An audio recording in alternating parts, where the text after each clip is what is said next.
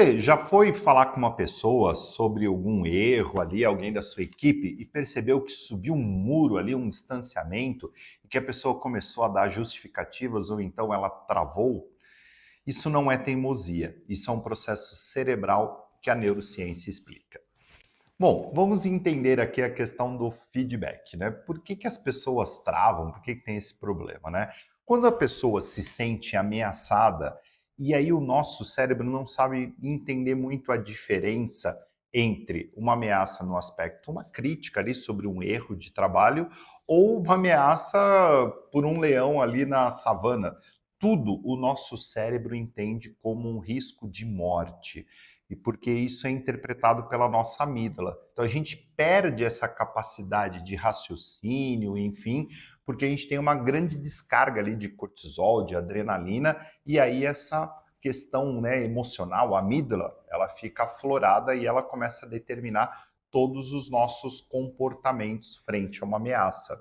E como eu disse, ela não sabe diferenciar uma ameaça pequena de uma ameaça grande, tudo é interpretado como um risco de vida.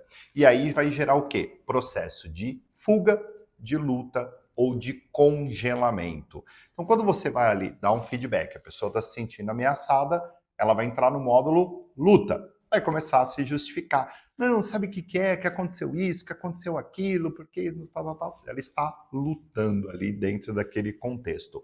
Ou então, vai entrar no módulo de fuga. O que é a fuga? Não, pode deixar. Não, eu já entendi. Não, eu vou melhorar e tal. Porque eu quero que aquela conversa termine rapidamente para eu ir embora. É o módulo fuga. Ou então a pessoa congela. Você está falando, você está dando ali o feedback e a pessoa vai congelar, né? Então, vou trazer aqui um exemplo do que é o jeito errado do feedback.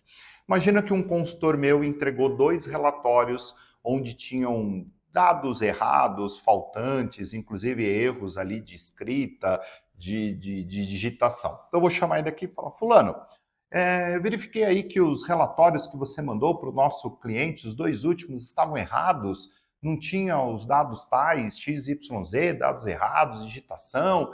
Nossa, o que aconteceu? Você está perdendo o seu comprometimento? Que absurdo!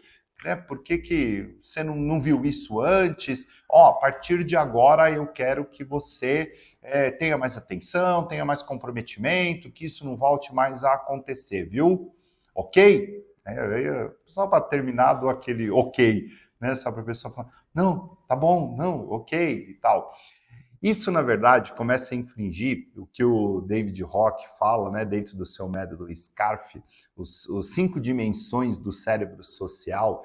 Ele fala que a gente precisa trabalhar a questão nas relações muito focada em sentimento, em a questão da certeza, da autonomia, dos relacionamentos, da reciprocidade e também do processo de justiça. Então, esse tipo de conversa ele perde muito desses itens.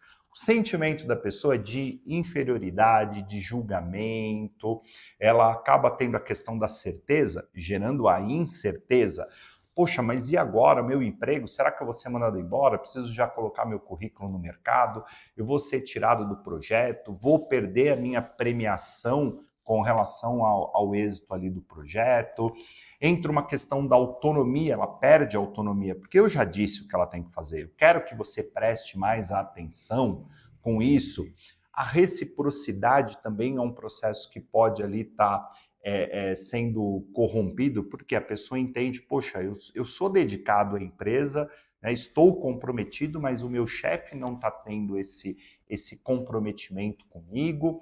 E o senso de justiça, que pode estar atento nesse aspecto de, poxa, eu fiz o projeto ABC muito bem e não fui devidamente valorizado, agora porque eu cometi um erro já estou sendo criticado, ou até o aspecto justiça. Quando o fulano erra, não é cobrado dessa forma. Com isso, a gente perde toda a característica da funcionalidade do feedback, porque a pessoa não vai ter essa mudança, porque ela está muito mais no aspecto emocional, com a amígdala funcionando, perdendo toda essa sua capacidade lógica de criação de soluções, de planejamento, de visão de futuro, que está alocado aqui no nosso córtex pré-frontal. Então, a nossa conversa precisa direcionar, tirando da amígdala, indo por córtex pré-frontal. De que forma? Bom, vou chamar fulano, como é que você tá? Tá tudo bem? Como é que tá a família? Como você tá bem e tal? Como é que foi o final de semana? Aquele papo cordial ali, né, para estabelecer um primeiro rapport. Eu falo, como é que tá o projeto lá do cliente X? Ele vai falar sobre isso, falar, por isso até que eu te chamei aqui. Verifiquei que nos últimos 2 relatórios nós tivemos, estou com eles aqui, olha, tivemos o erro A, B, C, D, inclusive esse erro aqui de escrita e tudo mais. O que está acontecendo? Está tudo bem? Como é que a gente pode fazer para que no futuro a gente não tenha mais esses erros? Quando eu faço a pergunta e coloco a pessoa para responder, eu ponho ela no córtex pré-frontal ali para trabalhar a solução, então eu tiro o processo emocional, dou autonomia para ela, porque ela vai decidir. Ela fala, puxa, eu errei realmente, eu vou ter mais atenção, mais foco, pode deixar, tal. Não, legal, se precisar de alguma coisa, conte comigo, eu posso te ajudar alguma coisa?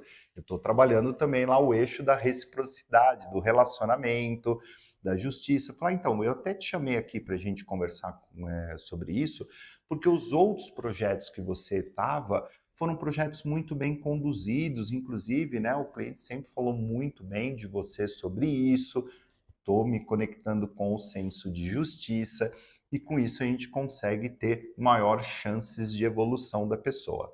Se caso a pessoa ainda continuar tendo erros, eu vou chamar ela novamente e vou focar agora na questão do comprometimento ali. Olha, na nossa última reunião, tivemos os erros A, B, C, você falou que ia fazer isso, isso e isso, e continuou os erros. E agora, como é que a gente vai fazer para resolver isso em definitivo?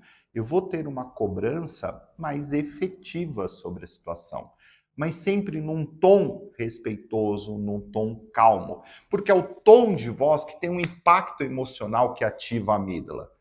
Quando a minha mãe, quando eu era pequeno, me chamava pelo meu nome completo, né?